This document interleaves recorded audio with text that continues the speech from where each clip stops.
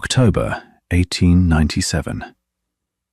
High in the Blue Ridge Mountains of western North Carolina, the first frost came early that year. It crept down from the ridgelines before dawn, silvering the grasses and stiffening the ground while most of the valley still slept. In the hollow below Hazel Creek, smoke rose from chimneys where families burned through their winter wood faster than they liked to admit. Everyone was preparing in the usual ways. Everyone except one woman. While her neighbors were sealing windows and stacking corn, Maeve Holloway was hauling stone. She worked alone on a narrow shelf of land cut into the mountainside, her skirts tucked and pinned, her sleeves rolled high despite the cold. The rock she dragged was rough limestone, heavy enough that she had to rock it free, inch by inch, before levering it onto a crude sled. From the road below, the work looked foolish, pointless, maybe even cruel. People stopped to watch. "Stone won't keep out winter," Ezra Cole said, leaning on the fence rail across the creek. He was the kind of man folks listened to without realizing they were doing it. Broad shoulders, careful words, a deacon at church. "She ought to be putting up logs like the rest of us." Someone else laughed. Another shook their head. Maeve didn't look down. She didn't answer. She kept pulling. Up there with her was the widow everyone else had stopped seeing as a person. Lydia Boone stood near the edge of the clearing, thin as a fence slat, hands folded tight in front of her, as if she were afraid they might disappear. Lydia had buried her husband the previous spring, a shallow grave on borrowed land after the mine accident. Since then she had been moved from porch to porch, barn to barn, until even kindness wore thin. There was nowhere left for her to go. If you're watching this story unfold, you already know something the people in that valley didn't. You know that by the time the worst winter in a decade arrived, one house on that mountainside would still be warm. You know that the thing everyone dismissed would be the only thing that worked. And if you want to see how that happened, how a mountain woman built something no one believed in, stay with the story. Subscribe, and let me know in the comments where you're watching from, because this is a story about place as much as people. Maeve Holloway had never planned to build a house that autumn. She was 52 years old, widowed herself, and known mostly for keeping to the old ways when everyone else was chasing new ones. Her cabin sat farther up the ridge, squat and low, half dug into the earth like a badger's den. She had built it decades earlier with her husband, following patterns taught to her by her grandmother.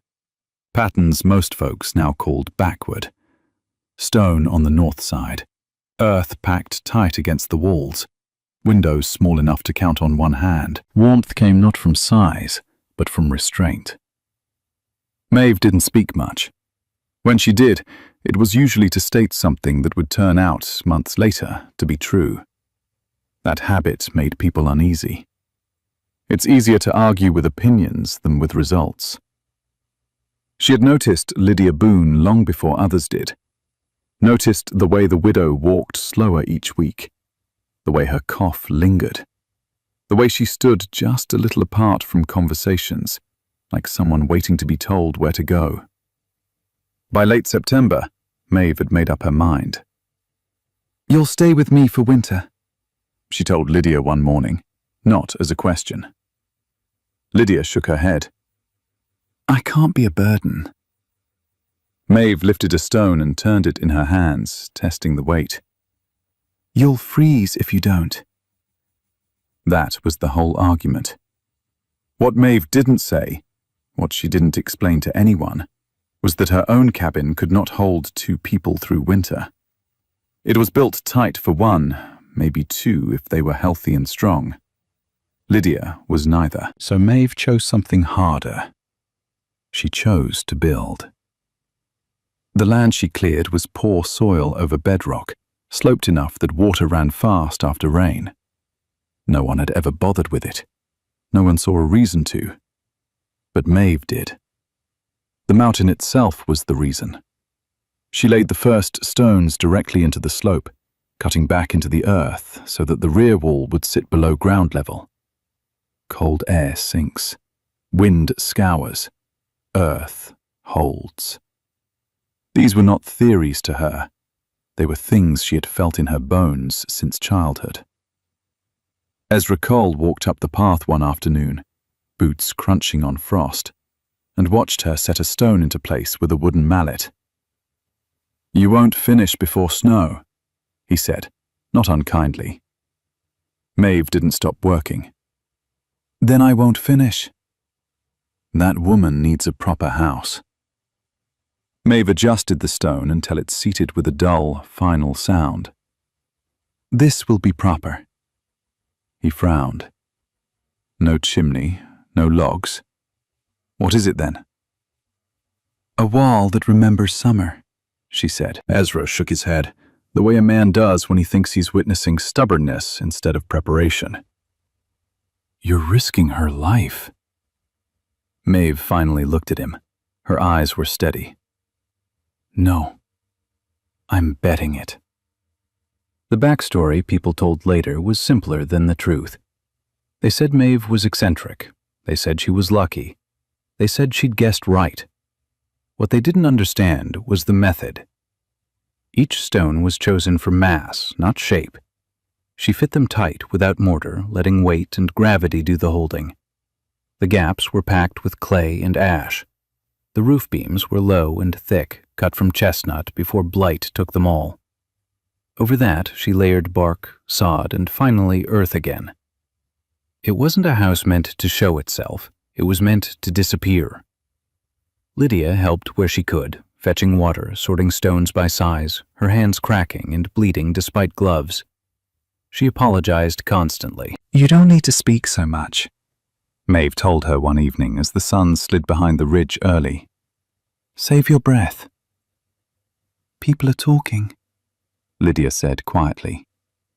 "They always are. They say it won't hold, that it'll cave in." Maeve tamped earth with her foot, testing the firmness. "It's held for 1,000 winters already. We're just borrowing it." By November, snow came hard and fast. The road iced over. One by one, families retreated into their log houses, stacking quilts against doors, stuffing rags into cracks. Smoke hung low in the valley, a sign of fires burning day and night. Ezra Cole stood on his porch one morning, watching Maeve and Lydia disappear into the hillside. He felt a twist of unease then, not because he believed in the house, but because if he was wrong, someone would die. Inside the earth-sheltered room, the air was still, cool but not biting. The walls smelled of damp stone and clay. A small fire burned low in a shallow hearth, more ember than flame. Lydia held her hands out and felt warmth. Not heat, warmth. "Why isn't it colder?" she asked. Maeve set a kettle on the coals. "Because the mountain doesn't forget yesterday just because today is cold." Outside, the temperature dropped to 12 degrees by nightfall. Inside, the stone walls gave back what they had stored all summer, slowly, steadily, without asking for more wood than Maeve could spare. Lydia slept without coughing for the first time in weeks. No one in the valley knew that yet. They would. The real test hadn't come, not even close. And when it did, the thing everyone laughed at would become the only place left standing between life and cold. November turned to December the way it does in the high country, not with ceremony, but with subtraction. Daylight shortened, color drained.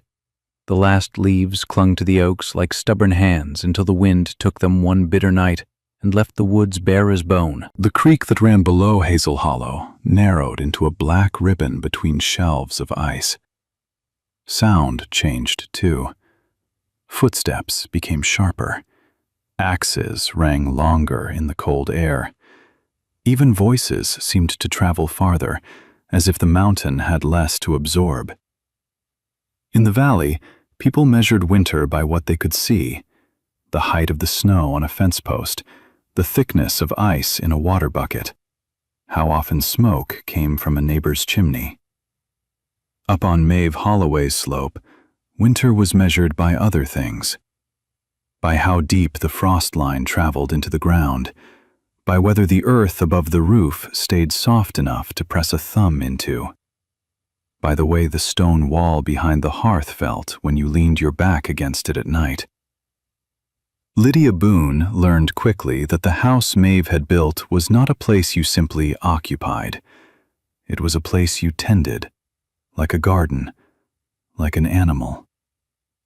Maeve showed her how to keep the fire low and steady, not roaring, not greedy. A hot fire eats wood and gives back heat too fast, the way a man with loose money spends it.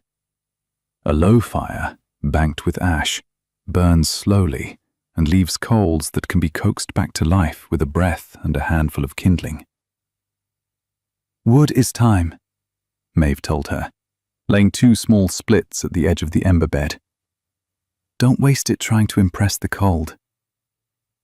The hearth was shallow, built of flat stone, and the chimney, if you could call it that, was a narrow channel cut through the roof, lined with clay and stone so it wouldn't catch. The smoke rose in a thin, reluctant stream and disappeared quickly, not announcing itself to the valley the way other chimneys did. That was the first thing Ezra Cole noticed. He walked the road below Maeve's slope in early December, carrying a sack of feed on one shoulder, and stopped when he realized he could not see her smoke. Not in the morning, not at dusk, not even on the days when the wind came hard out of the northwest, and every other chimney in Hazel Hollow was a gray flag of survival. He stood there longer than he meant to. His brother-in-law, Calvin, caught up with him, stamping his boots. "What are you staring at?" Ezra lifted his chin toward the hillside. "No smoke." Calvin squinted. "Maybe she's out of wood." Ezra didn't like the way that sounded. Maeve Holloway did not run out of wood in December unless something had gone wrong. "She's got that widow up there," Calvin added, as if remembering a detail he'd rather forget. "If they're cold, they'll come down." Ezra watched the slope. "Or they won't." Calvin chuckled, dry. "You fret too much." Ezra didn't answer because it wasn't fretting he felt. It was the uncomfortable sensation of seeing a pattern you can't yet name. That same week, a storm came in with a sky the color of lead. The first snow fell soft, then the wind hardened it into needles. Drifts built fast along the fence lines and filled the road, erasing the path between houses until everyone was isolated again. Each family a small island of lamplight in a sea of white. For most, isolation was familiar. They had planned for it. They had salted pork hanging, cornmeal stored, quilts layered. What they had not planned for was the cold that followed after the storm passed. The kind of cold that makes wood snap in the trees like gunshots. The kind that turns spit to ice before it hits the ground. On the 3rd night after the storm, Ezra's youngest boy woke up crying, his fingers pale and stiff. Ezra and his wife Martha rubbed the child's hands and feet, then carried him close to the hearth until the skin warmed and color returned. Martha's eyes held a fear she didn't speak. They burned more wood that night than they had planned. The next morning, Ezra went to the woodpile and saw the truth. Their stack was tall, but not tall enough. Not if this cold held, not if January came the way the old men sometimes warned it could. He stood there, counting in his head, not logs, but days. Across the valley, other families did the same math, quietly. No one wanted to admit it, because admitting it meant facing the next question. What do you do when your wood is gone, and winter is not? In that tightening world, news traveled in small, sharp pieces. A cow slipped on ice and broke a leg. A man cut too close to his hand while splitting kindling in a hurry.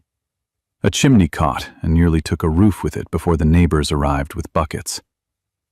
And then there was the talk, whispered first, then spoken openly when the whispering didn't solve anything. Maeve Holloway's place was warm.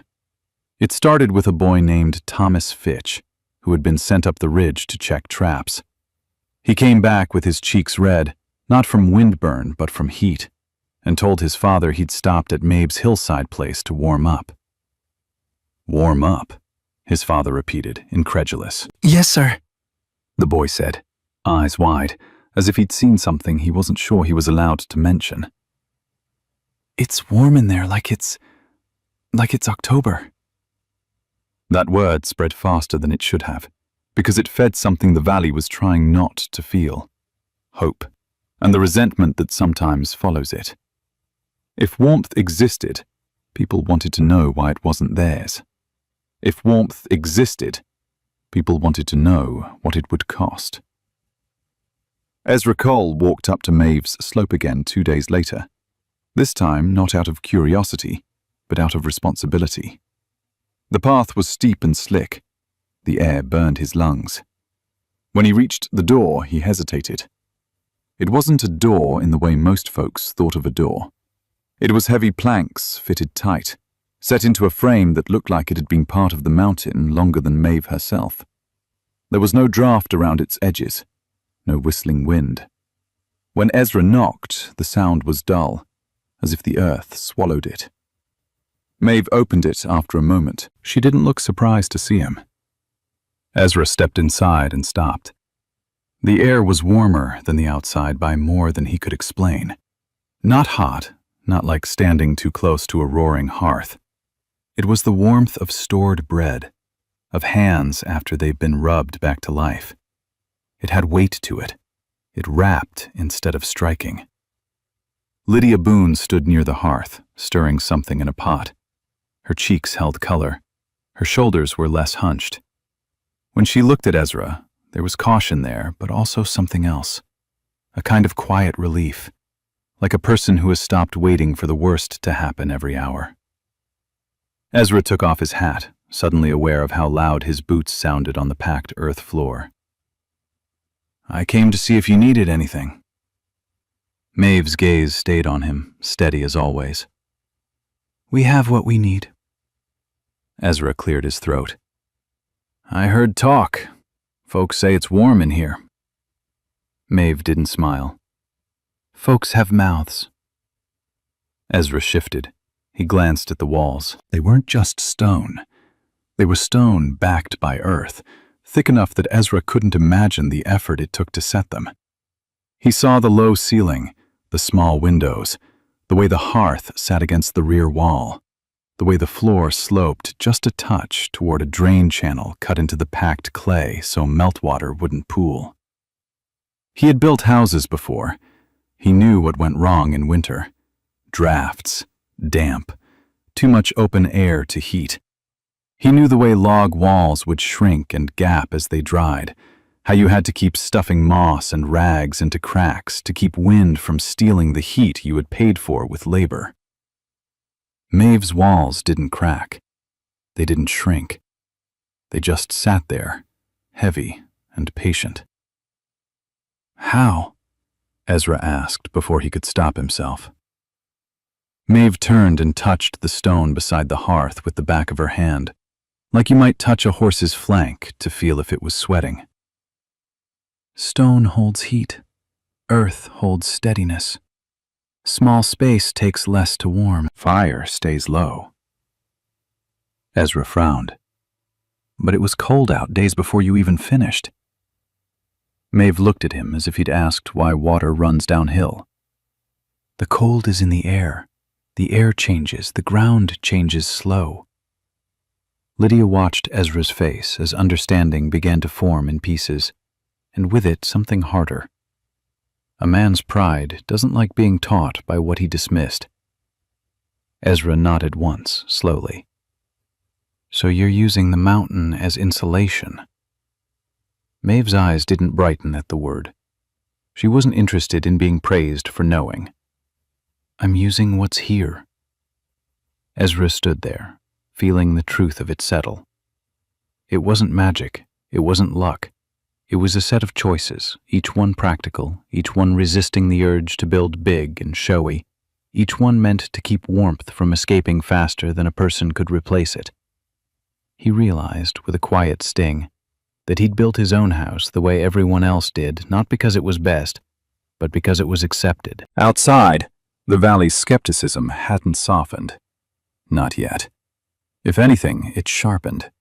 The idea that Maeve had found a better way made some people angry, because it implied they had endured unnecessary hardship for years and called it normal.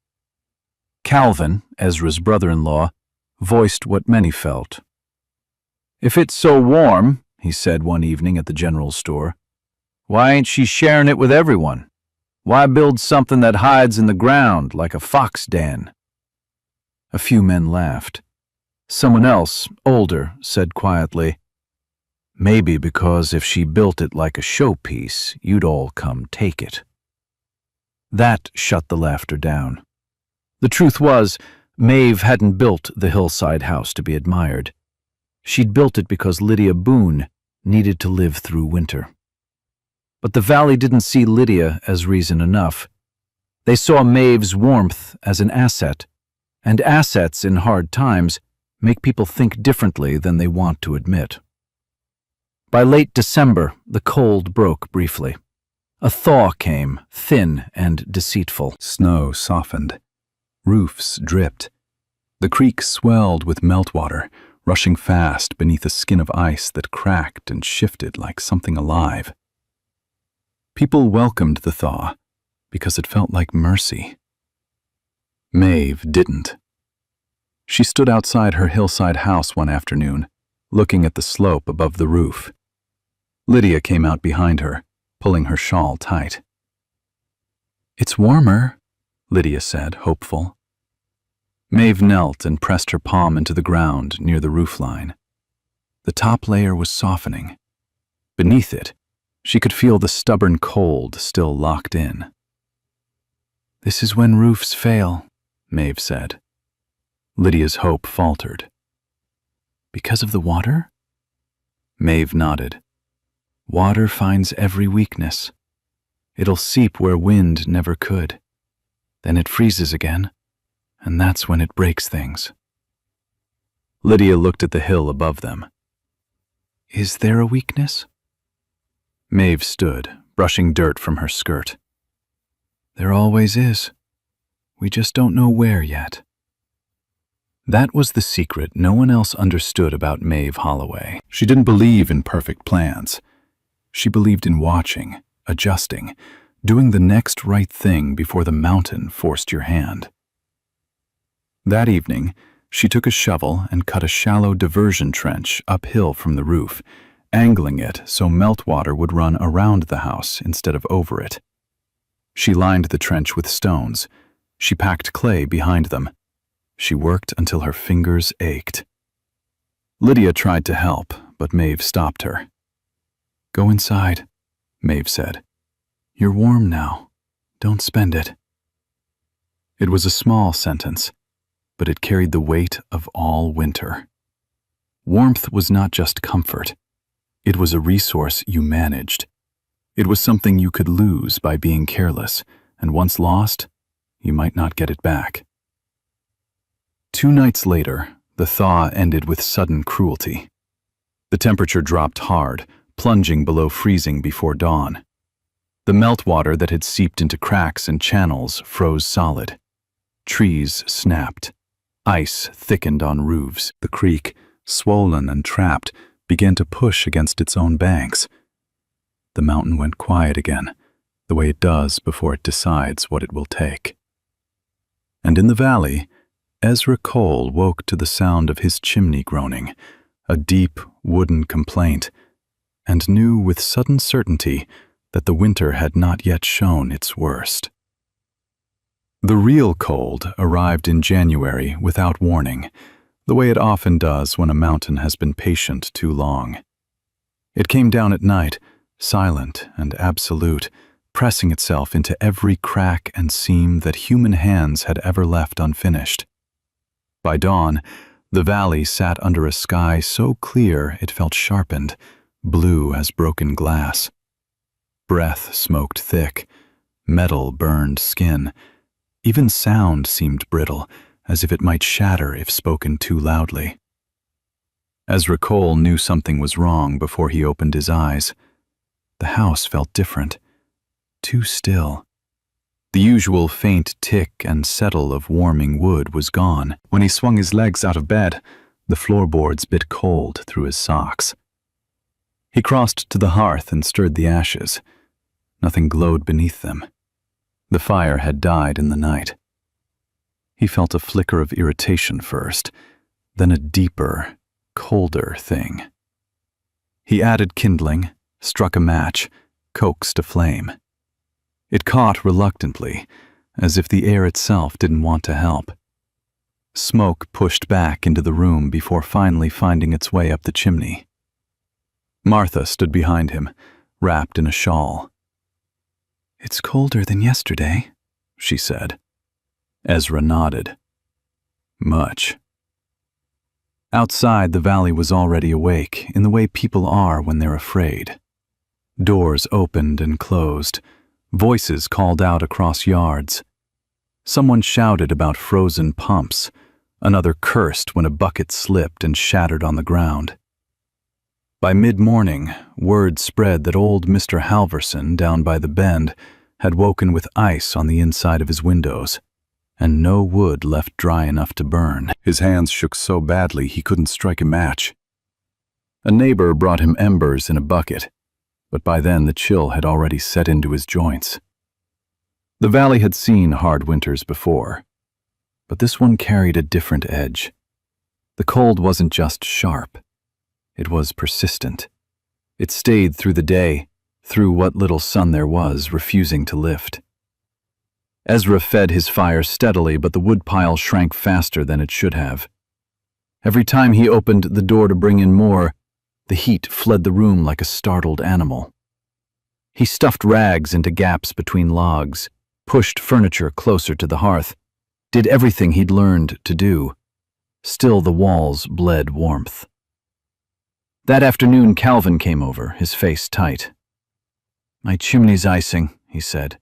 "Smoke won't draw right. House smells like soot." Ezra felt the thought he'd been avoiding rise up, fully formed. "Maeve's place doesn't have that problem." Calvin's jaw tightened. "You're not suggesting." "I'm observing," Ezra said more sharply than he meant to. Calvin scoffed. "That hole in the hill?